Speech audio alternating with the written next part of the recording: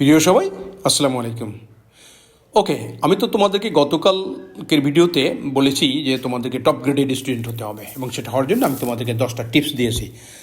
সেই টিপস অনুযায়ী এর মধ্যে আমি বলেছিলাম 10ম নম্বর অর্থাৎ স্টাডি টেকনিক বা পড়ার হ্যাবিট, স্টাডি হ্যাবিট, ওইটার ব্যাপারে আমি আবার ব্যাখ্যা করবো তোমাদেরকে বলেছিলাম। তা আজকে আমি ওই স্টাডি হ্যাবিটের টোটাল 12টা পয়েন্ট আছে, আজকে আমি 6টা বলবো, আর একদিন 6টা বলবো।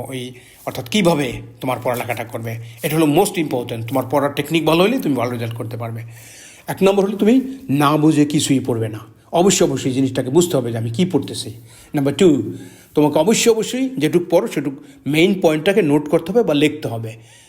নাম্বার 3, নিজেকে প্রশ্ন করতে হবে, নিজের এক্সামিনার নিজে হতে হবে।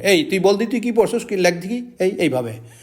তারপর 4 নম্বর, নিচের ক্লাসের ছাত্রদেরকে পড়াবে, অর্থাৎ যেটাকে সহজ ভাষায় টিউশনি। আমি ছোটোবেলায় টিউশনি করছি, হাই স্কুল কলেজে পড়েছি, আমিও টিউশনি করেছি। এটা একজন ছাত্র ভালো হওয়ার সবচেয়ে উত্তম পন্থা, টিউশনি করা।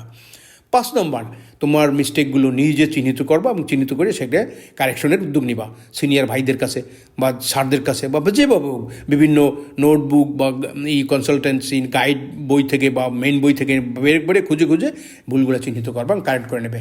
6 নম্বর, একসাথে মাল্টিটাস্ক করবে না, মাল্টিটাস্কিং বলে, অর্থাৎ অনেকগুলা টপিক্স খুলে বইয়ে রাখবা না, একটা টপিক্স নিয়ে একবারে পড়বা।